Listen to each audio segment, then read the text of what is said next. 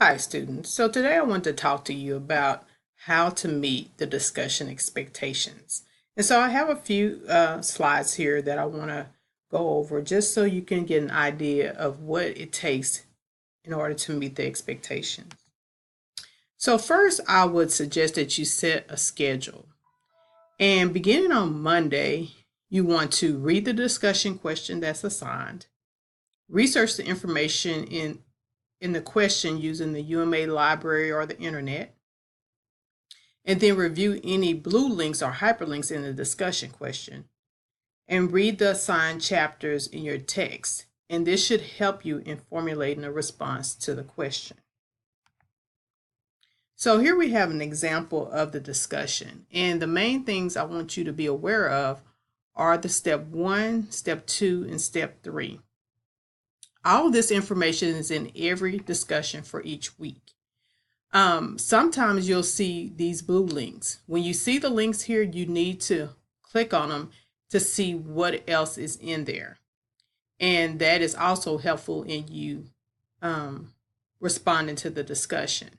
So step 1 is the discussion instructions for the most part. And then step 2 is what you actually have to include in your response. And as I go through the slides, I'm going to suggest that you write each one of these steps or each one of these prompts in step 2, and then respond to each one.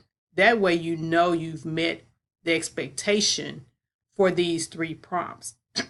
And then finally, when you get ready to reply to your classmates, first of all, you need to make sure that you're picking 2 classmates to respond to.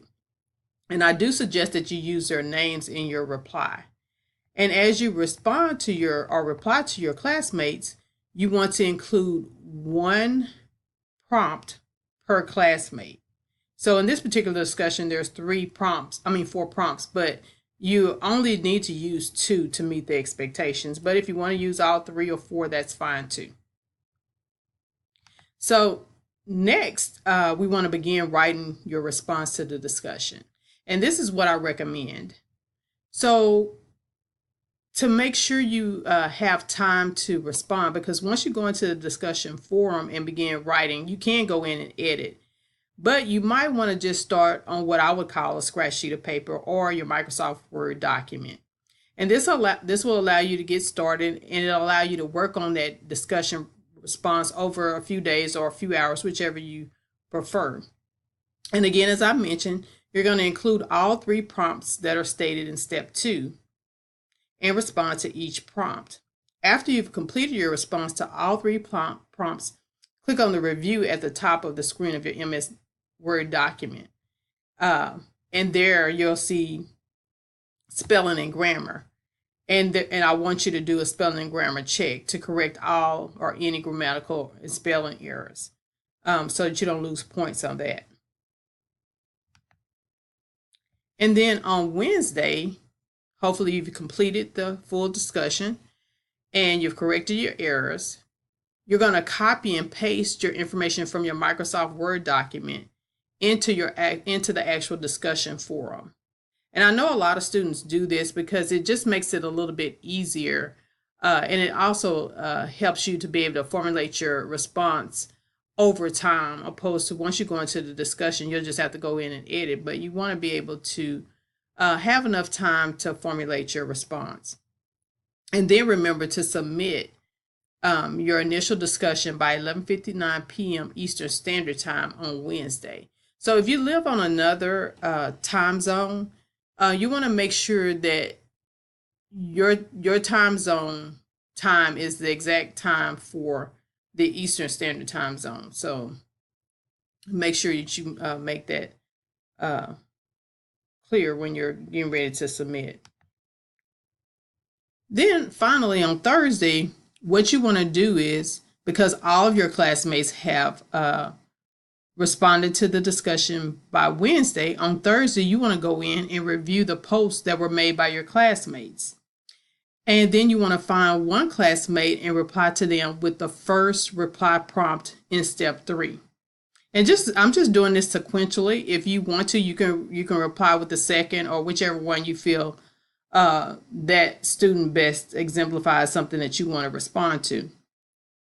And then as you reply to your classmate, write the prompt that you're replying with. So if you're replying with prompt number 1, write that prompt out and then respond. And this way, it'll help keep your response on track. So you can do the little formalities, say hi or what have you, but you still want to make sure that you're addressing the prompt that's listed in step 3. So that's why I say to write the prompt out. Now on Friday, you want to finish reviewing the responses of your classmate. Remember, you want to participate in discussion at least 3 times a week. So if on Wednesday you make your initial post, Tuesday you make your first reply, Thursday you make your first reply, and then Friday you make your second reply.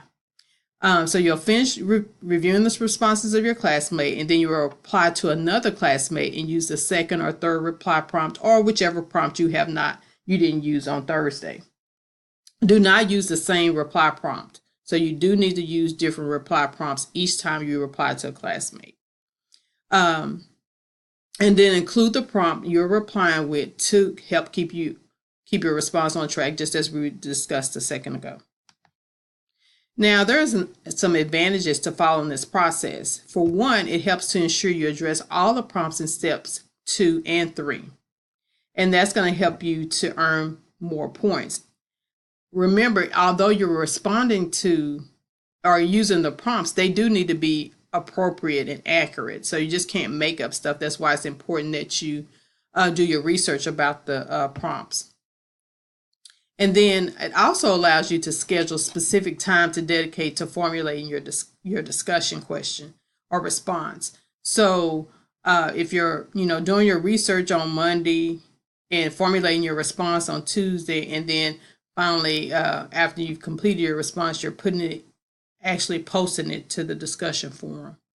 And then it also frees up your weekend to focus more on your assignments that you have been working on throughout the week as well. So although you're working on your discussions on the days that I've listed out, you still can be working on your assignments as well.